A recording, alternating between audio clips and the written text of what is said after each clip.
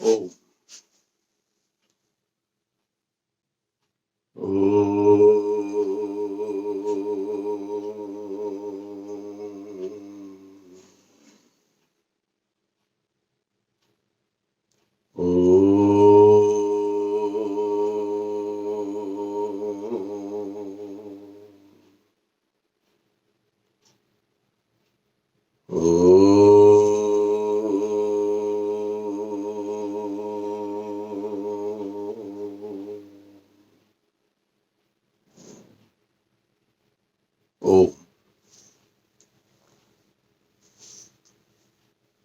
नमस्ते जी। आज गीता के स्वाध्याय के अंतर्गत हम 7वें अध्याय को प्रारंभ करेंगे।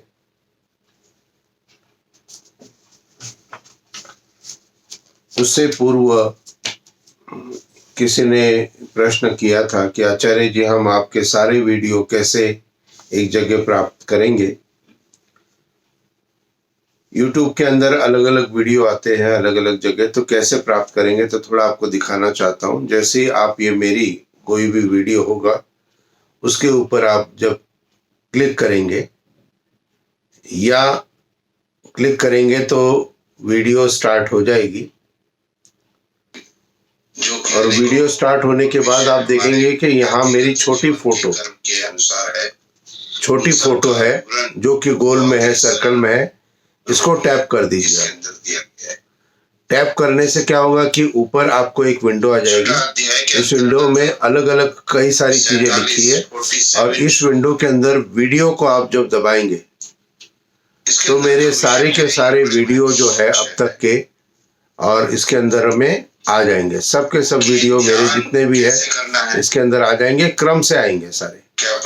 और जैसे आपको कोई भी आपको वीडियो देखना हो, आपको देखना है सत्यार प्रकाश का चौथा समुल्लास, तो चतुर्थ समुल्लास पे आप टैप कर दीजिए तो ये चतुर्थ समुल्लास खुल जाएगा।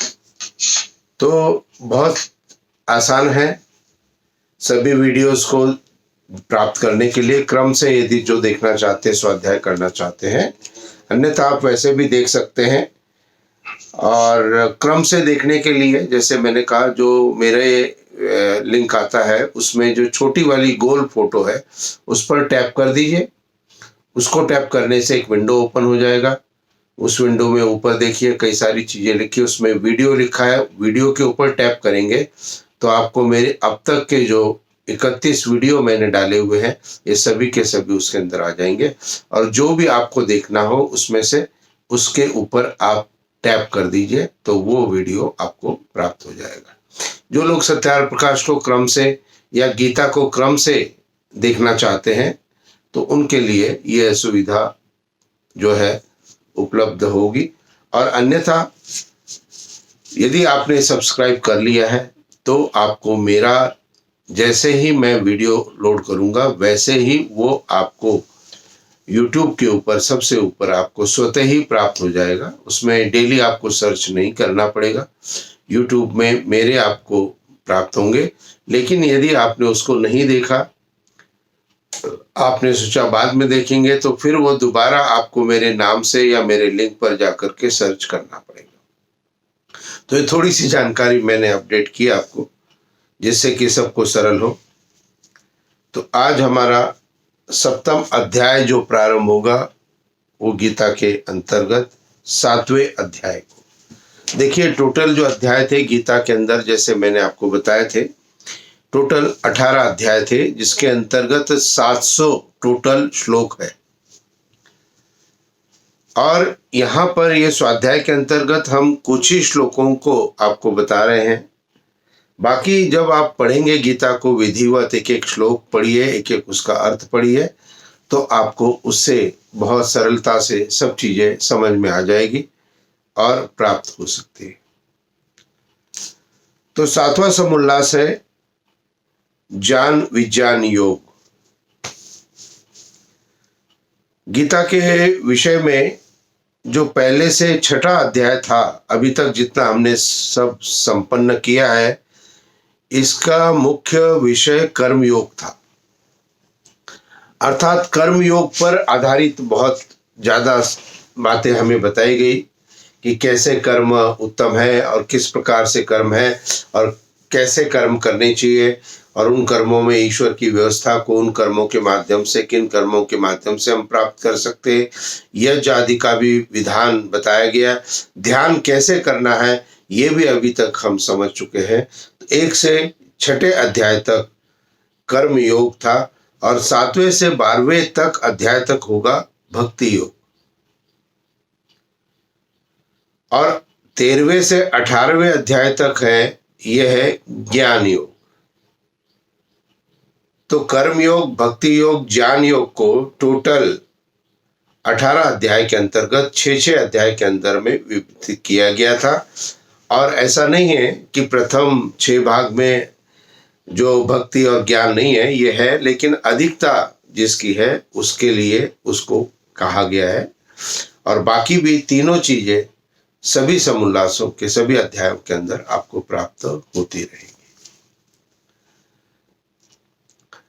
अब 7वें अध्याय में ज्ञान विज्ञान में पहले श्लोक से 7वें श्लोक तक ज्ञान का विषय है। अनन्य प्रेम से मुझ में आसक्त चित्त और अनन्य भाव से मेरे पारायण होकर योग में लगा हुआ तू जिस प्रकार से संपूर्ण विभूति बल ऐश्वर्यादि गुणों से युक्त सबके आत्मरूप मुझको संशय रहित जानेगा, उसको सुन। अब इस अध्याय के अंदर में योगीराज श्री कृष्ण ने अपने स्वतः का व्यवस्था दी गई है कि तुम मुझे देखो, मेरे अंदर क्या क्या है उन बातों को अनुभव करो और मेरे द्वारा मेरे को, जैसे हम देखते हैं किसी भी व्यक्ति विशेष को तो उससे प्रभावित होते हैं और उसके अनुसार बनना प्रारंभ करते हैं। तो यहाँ पर जितना भी प्रसंग दिया गया इस अध्याय के अंतर्गत, जिसके अंतर्गत परमात्मा को प्राप्त करने के लिए मुझ या मेरे शब्द का प्रयोग योगीराज श्री कृष्ण ने किया है, उसका एकमात्र उद्देश्य और तात्पर्य है कि हे अर्जुन, तुम मुझे देखते हुए इन सब बातों को अनुभव करो और प्राप्ति की तरफ प्रयत्न करो। दूसरे श्लोक के अंतर्गत कहा गया 7वें अध्याय के कि तेरे लिए इस विज्ञान सहित तत्व ज्ञान को संपूर्णतः कहूंगा, जिसको जानकर संसार में फिर और कुछ भी जानने योग्य शेष नहीं रह जाता है। हमारे धार्मिक ग्रंथों की एक विशेषता है कि एक धार्मिक ग्रंथ को आप पढ़ेंगे तो आपको उसमें लगभग पूर्णतः ज्ञान प्राप्त हो जाएगा। कम से कम एक तो ग्रंथ हम पूर्ण पढ़े, चाहे सत्यार प्रकाश हम पूर्ण पढ़ लें, चलिए 10 समोल्लास पढ़ लें, गीता के 18 अध्यायों को हम पूर्ण पढ़ लें, तो इनको पूर्ण पढ़ने से पूर्ण ज्ञान प्राप्त हो जाता है। और जो भी हमें प्राप्ति करनी है उसके लिए जो प्रकृति है उसके साथ जोड़ना आवश्यक होता है। तो यहां पर 4था और 5वां श्लोक इसके अंतर्गत बताया गया कि पृथ्वी, जल, अग्नि, वायु, आकाश, मन, बुद्धि और अहंकार भी यह 8 प्रकार से विभाजित मेरी प्रकृति है। अब यहां फिर कहा मेरी प्रकृति है, अर्थात ये मेरी प्रकृति को मैंने अनुभव किया है। हे अर्जुन, तू इसे अनुभव कर। यह 8 प्रकार के भेदों वाली तो अपरा अर्थात मेरी जड़ प्रकृति है। और हे महाबाहो, इससे दूसरी को जिससे यह संपूर्ण जगत धारण किया जाता है, मेरी जीव रूपा परा अर्थात चेतन प्रकृति जान। तो 2 प्रकार की प्रकृति हमारे अंदर है शरीर के अंदर। एक तो जड़ तत्व है सारे के सारे जो कि बताए गए हैं, और दूसरा चेतन सत्ता भी हमारे अंदर है। जो कि चेतन सत्ता हमारे अंदर है वो कौन है? 2 चेतन सत्ता हमारे अंदर होती है, एक तो जीवात्मा या आत्मा जिसको हम कहते हैं, और दूसरी चेतन सत्ता होती है परमपिता परमात्मा, जो सर्वव्यापक होते हुए हम सब के अंदर भी है। तो परमात्मा को प्राप्त करने के लिए किस प्रकार से इन सभी ज्ञान को धीरे धीरे प्राप्त करते हुए मन के अंदर शक्ति आती है और सारे के सारे संशय दूर हो जाते हैं। यहाँ मुख्य अर्जुन का जो मुख्य कारण था वो था संशय, कि इसका कैसे करेंगे, क्या करेंगे। इन सभी संशयों का निराकरण जो है योगीराज श्री कृष्ण ने गीता के अंतर्गत किया गया है। अब यहाँ पर 8वें श्लोक के अंतर्गत कहा गया कि मैं जल में रस हूं, चंद्रमा और सूर्य में प्रकाश हूं, संपूर्ण वेदों में ओंकार हूं, आकाश में शब्द और पुरुषों में पुरुषत्व है। इसको थोड़ा समझने का प्रयत्न करें कि मैं जल में रस हूं। जल के अंदर जो रस होता है वही उस जल की उत्तमता को दर्शाता है कि ये जल खारा है, मीठा है। तो जल के अंदर जो रस है उस रस को मैंने अनुभव किया है। अर्थात सामान्यतः व्यक्ति जल को ध्यान करता है, लेकिन यहाँ योगीराज श्री कृष्ण कहते हैं कि जल के अंदर जो रस तत्व है उसको भी मैं जान चुका हूं। और उसको कहने का इस प्रकार से भाव किया गया कि मैं जल में रस हूं, अर्थात मैं रस को जान चुका हूं। चंद्रमा और सूर्य में प्रकाश हूं, प्रकाश को भी जान चुका हूं। संपूर्ण वेदों में ओंकार है, संपूर्ण वेदों में जो ओंकार है, ओम का जो ध्वनि है, वह मैं उससे परिचित हो चुका हूं। आकाश में शब्द और पुरुषों में पुरुषत्व, इन सब चीजों से मैं परिचित हूं, अर्थात मैं ऐसा हो चुका हूं। तुम मुझे देखो और इन सब से अपने अंदर ज्ञान को प्राप्त करो और संशय को दूर करने का प्रयत्न करो। अन्य कई सारे प्रसंग है, इनको हम सभी किस प्रकार से सत्वगुण से, रजोगुण से, तमोगुण से भाव उत्पन्न होते हैं, इसको भी बताए गए कि जो सत्व गुण से उत्पन्न होने वाले भाव है और जो रजोगुण से, तमोगुण से होने वाले भाव है, उन सबको तुम मुझसे ही होने वाले ऐसा जान, परंतु वास्तव में उनको मैं और वे मुझ में नहीं है। 3 प्रकार के गुण, सत, रज और तम। तम के अंतर्गत क्रोध हमें आता है, रज के अंतर्गत ईर्ष्या द्वेष मन में आती है, सतोगुण में हमेशा हमारी प्रवृत्ति स्थिर बनी रहती है।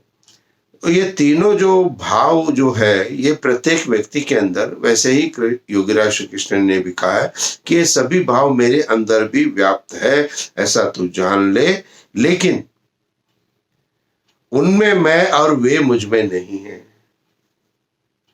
इसका अर्थ क्या हो गया? ये तो सबके अंदर है, लेकिन वे उनमें मैं या वे मुझ में नहीं है। इसका तात्पर्य है कि इनसे मैं प्रभावित नहीं होता हूं, इसलिए मेरे अंदर रहते हुए भी ये मेरे ऊपर शासन नहीं करते हैं। अब क्रोध की स्थिति उत्पन्न हो गई। योगीराज श्री कृष्ण के भी समय काल के अंतर्गत अनेकों ऐसे प्रसंग आए कि क्रोध की स्थिति उत्पन्न हुई, लेकिन उन्होंने क्रोध नहीं किया। इसका अर्थ है कि उन्होंने उस तम भाव को जो उनके अंदर था वो था भी और नहीं भी था। इसलिए सत्व रज तम, इन तीनों गुणों से जो हमारे अंदर स्थितियां बदलती रहती, परिवर्तित होती रहती है, वो हमारे ऊपर अधिकार न कर ले अपना, तो इसलिए उनसे हमें सचेत रहना चाहिए। गुणों के कार्य रूप सात्विक, राजस और तामस, इन तीनों प्रकार के भावों से यह सारा संसार, प्राणी समुदाय मोहित हो रहा है। क्रोध करने की इच्छा ही तो उत्पन्न होती है ना, तभी तो करते हैं। मीठा नहीं खाना है फिर भी मीठा खाते हैं ना। तो इन सब से, इन तीनों गुणों से समस्त जगत मोहित हो रहा है। इसलिए इन तीनों गुणों से परे मुझ अविनाशी को नहीं जानता। अर्थात तो मुझे जान, मेरे अंदर देख, मुझे देखने का प्रवृत्ति कर, और जिससे तेरे अंदर भी इनको जो है व्यवस्थित करने की प्रक्रिया प्रारंभ हो सकती है। निश्चित रूप से योगीराज श्री कृष्ण ने गीता के अंदर पहले भी कई सारे प्रसंग आए, और 13 से 19वें श्लोक तक जो व्यक्ति ईश्वर उपासना नहीं करते और ईश्वर उपासना न करने के कारण उनकी आत्मा के अंदर जो विचार आते हैं वो दूषित विचार, ईर्ष्या, द्वेष और क्रोध के उत्पन्न होते हैं। तो ऐसे व्यक्तियों से हमें दूर रहना चाहिए। इसका यह सचेत कर दिया था कि जिनके कर्म शुद्ध नहीं है वो शुद्ध नहीं है, इसलिए आचरण के अंदर प्रमुखता होनी चाहिए।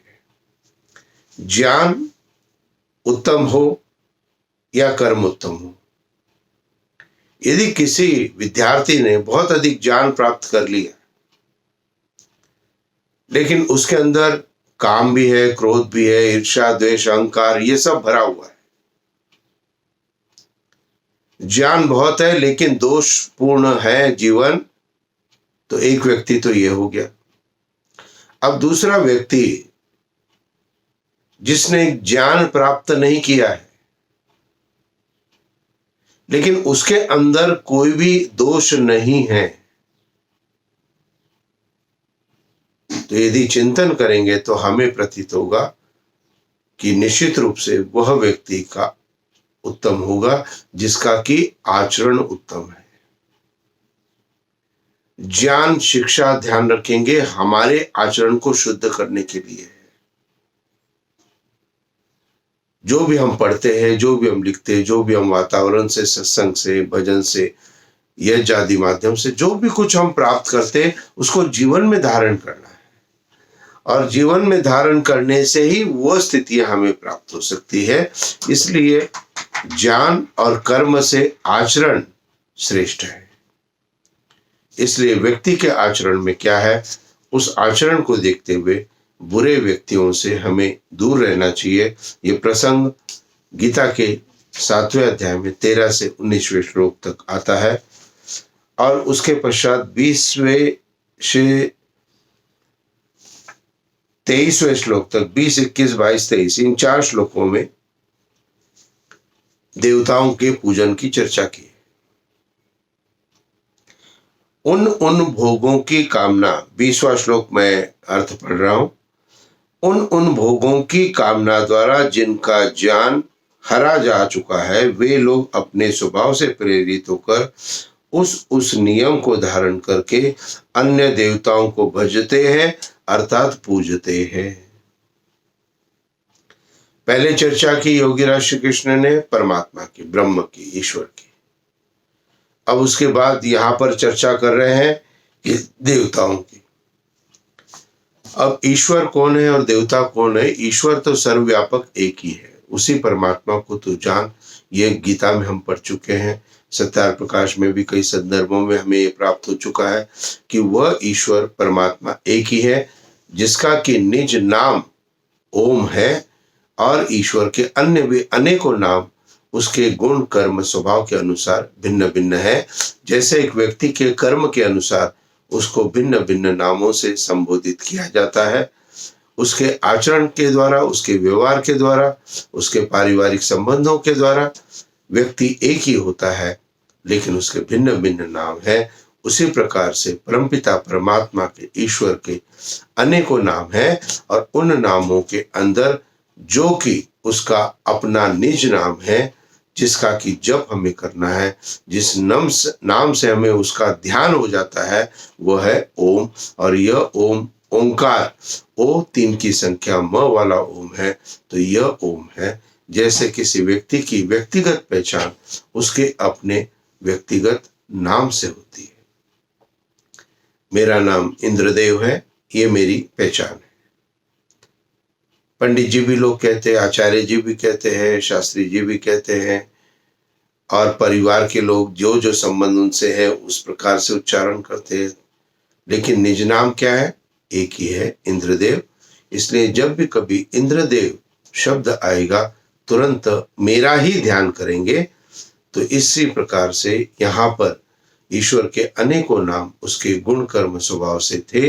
यह हम सत्यार प्रकाश में भी समझ चुके हैं, और गीता के भी अंतर्गत परमात्मा और ब्रह्म को कैसे जानना है इसका विवरण भी आ चुका है। अब यहाँ पर जो चर्चा की गई है, जो कि हमें समझना है, वो है देवता और देवताओं का पूजन। देवता कौन है? तो देवता शब्द का जो अर्थ आता है वो आता है कि जो दिव्य गुणों से युक्त है, जो देता है और बदले में कुछ नहीं चाहता है, वह देवता है। दिव्य गुणों से युक्त होता है और जो देना जानता है लेकिन बदले में कुछ नहीं चाहता है, ऐसे देवता बताए गए हैं। और देवता ध्यान रखेंगे चेतन भी है और जड़ भी है। चेतन देवता 5 प्रकार के बताए गए हैं। 5 प्रकार के चेतन देवता है जो कि हमारे परिवार के अंदर में है। इन देवताओं का हमें सम्मान करना चाहिए। हम ईश्वर की साधना में घंटों बैठ जाते हैं, जाते हैं, इधर उधर दौड़ लगाते हैं, हजारों मील चल करके हम जाते हैं, लेकिन कभी यह विचार किया कि घर के अंदर जो देवता है, क्या हम उनका पूजन कर पा रहे हैं? तो 5 प्रकार के जो जीवित देवता घर के अंदर है, वह है माता, पिता, आचार्य या गुरु या घर के बड़े, और माता, पिता, आचार्य और अतिथि। अतिथि भी देवता है। तो 4 प्रकार के देवता तो ये हो गए, माता, पिता, आचार्य और अतिथि। अब 5वां देवता कौन है परिवार में जो जीवित है? आपको कल बताऊं या आज ही बता दूं? चलिए आज ही बता देता हूं, प्रसंग है तो। 5वां जो जीवित देवता है उसके लिए कहा गया कि पति के लिए पत्नी देवी है, देवता है, और पत्नी के लिए पति भी देवता है। तो 5वां देवता पति के लिए पत्नी है और पत्नी के लिए पति है। इन पंच देवों का पूजन, सत्कार, सम्मान यहां पर आवश्यक रूप से करना है। अब जड़ देवता कौन से हैं जो कि हमारे लिए लाभदायक है? जड़ देवता अग्नि, वायु, जल, पृथ्वी और आकाश। अब इनका पूजन करना है, इनका सम्मान करना है। तो जड़ देवता का कैसे सम्मान करेंगे? कि हम जल को शुद्ध रखेंगे, ये उसका सम्मान हो गया। वायु को हम दुर्गंधित यदि करते हैं तो यज्ञ के माध्यम से उसको सुगंधित करेंगे, ये वायु का सम्मान हो गया। अग्नि का उचित प्रयोग हम करना प्रारंभ करेंगे। अग्नि क्या है? वाणी शक्ति भी अग्नि है, जठराग्नि भी है, बाह्य अग्नि भी है। तो निश्चित रूप से पूजा शब्द का अर्थ है सत्कार या सम्मान करना, और पूजा शब्द का जो व्यापक अर्थ हम लेते हैं उस अर्थ से इतर दूसरा हमें समझना चाहिए कि हमें उनका सम्मान करना चाहिए, उनके अंदर अपने प्रिय भाव करने चाहिए। सम्मान में सबसे बढ़िया चीज, किसी भी जीवित देवता का सम्मान करना है तो उसके लिए एक सिंपल सा तरीका है, नमस्ते जी का प्रयोग करना प्रारंभ। नमस्ते, मैं आपका सम्मान करती हूं। पत्नी यह पति को बोले प्रातःकाल, और पति भी अपनी पत्नी को प्रातःकाल बोले नमस्ते, नमस्ते, मैं आपका सम्मान करता हूं। माता पिता बच्चों से बोले नमस्ते, और बच्चे माता पिता से बोले नमस्ते जी। तो ये नमस्ते अभिवादन के प्रयोग का अर्थ हमारे शास्त्रानुसार है कि हम एक दूसरे का अभिवादन नमस्ते जी से करें। नमस्ते, मैं आपका सम्मान करता हूं। यह सम्मान की भावना को प्रदर्शित करना है, दिखाना है, और वही वास्तविक उनका पूजा है, वही वास्तविक उनका सम्मान होता है। तो देव पूजा के अंतर्गत भी बताया गया था, और 24 से लेकर 30 तक, यहाँ 30वां श्लोक इसका अंतिम है। 24वें लेके 30वें श्लोक तक यहाँ पर नास्तिक और आस्तिक, नास्तिक यानी कि जो ये सोचता है कि भौतिक जगत ही पूरा ठीक ठाक है, बस इसको ही ठीक करूं, और आस्तिक जो कि इस भौतिक जगत के साथ परमात्मा की सत्ता को भी ध्यान करता है, तो इसके विषय में 24 से 30वें श्लोक तक बताया गया है। 24वें श्लोक में क्या कहते हैं योगीराज श्री कृष्ण? कहते हैं, बुद्धिहीन पुरुष जिसकी बुद्धि नहीं है, जिसका मेरे अनुत्तम अविनाशी परम भाव को न जानते हुए मन इंद्रियों परे मुझ सच्चिदानंदन परमात्मा को मनुष्य की भांति जन्म कर व्यक्ति भाव को प्राप्त हुआ मानते हैं। स्पष्ट कर दिया कि व्यक्ति रूप उसको मान लेते हैं, व्यक्ति रूप नहीं है परमात्मा। तो कहा अविनाशी परम भाव को न जानते हुए, वो परमात्मा क्या अविनाशी है, कभी नष्ट नहीं होने वाला है, और शरीर क्या है, नष्ट होता है। तो यहाँ परमात्मा के लिए योगीराज श्री कृष्ण ने कहा कि बुद्धिमान व्यक्ति तो उस अविनाशी परमात्मा को जानता है, और बुद्धिवान व्यक्ति क्या करता है, वो जो है विनाशशील जो देह है उसके अंदर अपनी आस्था को रखता है। तो यहाँ बताया कि बुद्धिहीन पुरुष अविनाशी परम भाव को न जानते हुए मन इंद्रियों से परे सच्चिदानंद परमात्मा को मनुष्य की भांति जाना कर जन्म कर व्यक्ति भाव को प्राप्त हुआ मानते हैं। ऐसा मानते हैं ये लोग। कौन मानते हैं? जो मूढ़ बुद्धि है और अपनी योग माया से छिपा हुआ मैं सबको प्रत्यक्ष नहीं होता। या मैं से तात्पर्य है कि परमपिता परमात्मा या मेरे अंदर जो भी गुण है वो प्रत्यक्ष नहीं हो रहे आपको, ये सब छुपे हुए गुण है।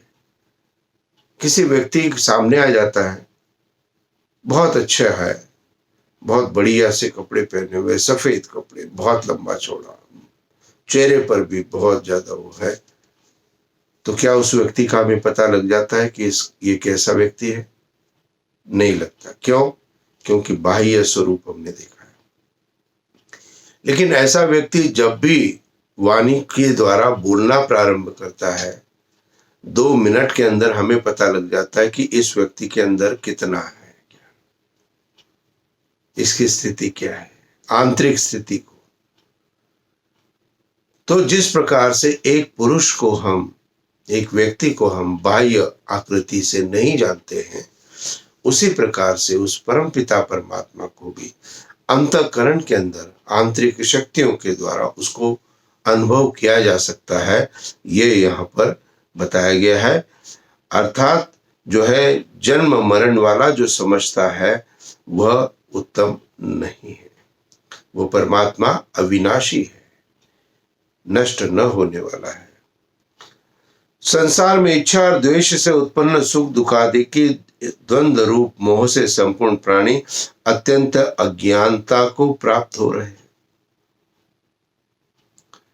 इच्छा और द्वेष से उत्पन्न सुख दुखादि। इच्छा क्या है? कि किसी चीज के अंदर अपनी वासना को रखना, इच्छा। और दूसरा क्या बताया? द्वेष। इच्छा हम सबके अंदर है, हम सबसे इच्छा रखते हैं, इन रिटर्न उससे हमें दुख प्राप्त हो रहा है, क्योंकि इच्छा पूर्ण नहीं हुई तो दुख प्राप्त हो गया। और द्वेष, किसी के प्रति अंतःकरण के अंदर हम विचार जरूर रखते जाते हैं, प्रत्येक पल, प्रत्येक क्षण, प्रत्येक घटना के बाद। न जाने हम कितनी दूर तक उस व्यक्ति के बारे में न जाने क्या क्या सोच जाते हैं।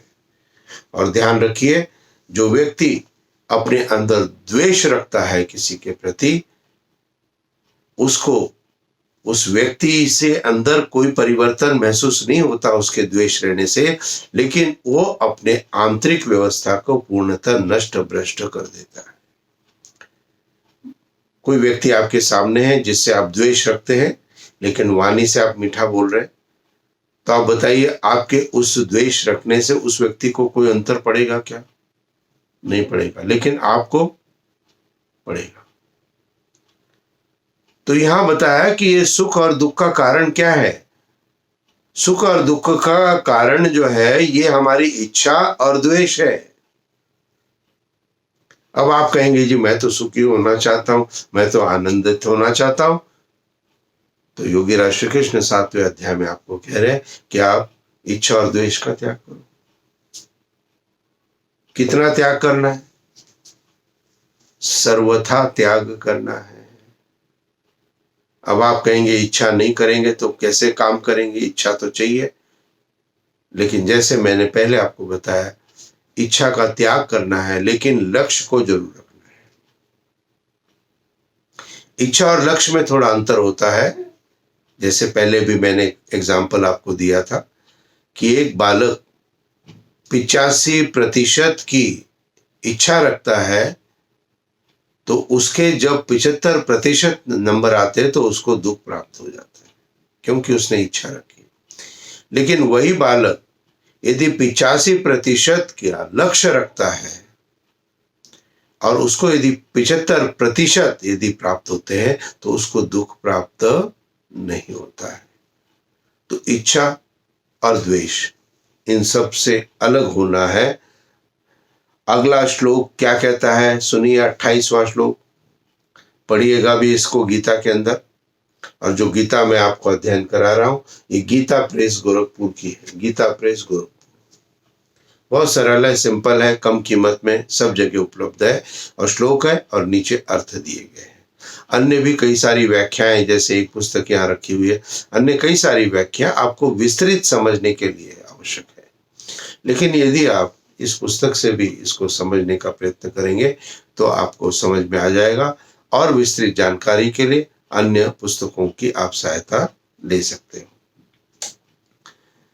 अब 28वां श्लोक क्या कहता है, परंतु निष्काम भाव से श्रेष्ठ कर्मों का आचरण करने वाले जिन पुरुषों का पाप नष्ट हो गया है। निष्काम भाव से, कोई इच्छा नहीं है लेकिन कार्य करना है। दान करते हैं लेकिन दान देने के लिए मेरा नाम हो, ऐसा व्यक्ति नहीं सोचता है। वे राग द्वेष जनित इंद्र रूप मोह से मुक्त दृढ़ निश्चयी मुक्त भक्त मुझको सब प्रकार से बचते हैं।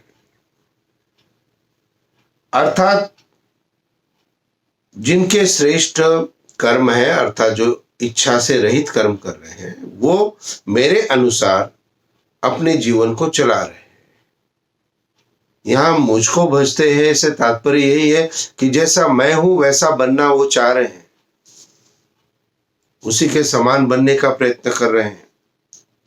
और अंतिम श्लोक 29 और 30वें के अंतर्गत क्या बताया कि मेरे शरण होकर जरा और मरण से छूटने के लिए यत्न करते हैं, वे पुरुष उस ब्रह्म को, संपूर्ण आध्यात्म को, संपूर्ण कर्म को जानते हैं। अब इस श्लोक को जरा ध्यान से समझना है। जो मेरे शरण होकर जरा और मरण से छूटने के लिए यत्न करते हैं, मेरे शरण होकर अर्थात जो मेरी शिक्षाएं हैं उसको मानते हुए प्रयत्न करते हैं, वे पुरुष उस ब्रह्म को यानी कि अर्जुन से, कृष्ण से, योगीराज श्री कृष्ण से अतिरिक्त जो ब्रह्म है उस ब्रह्म को, संपूर्ण आध्यात्म को और संपूर्ण कर्म को जानते हैं।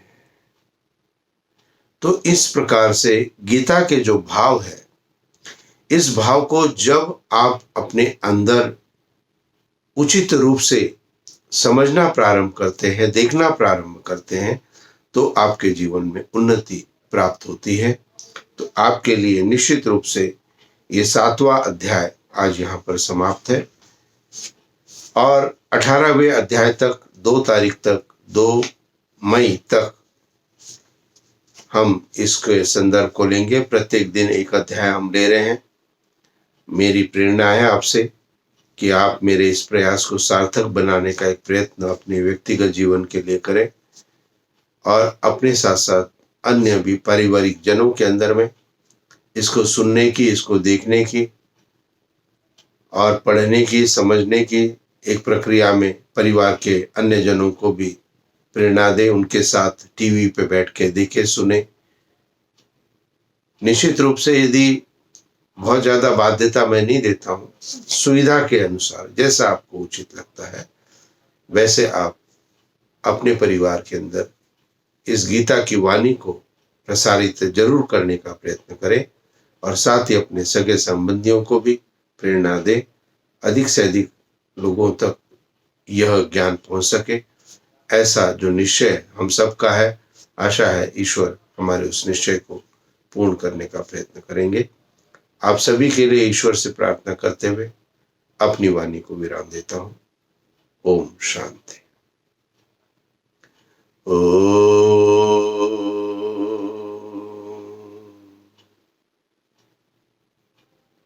शांति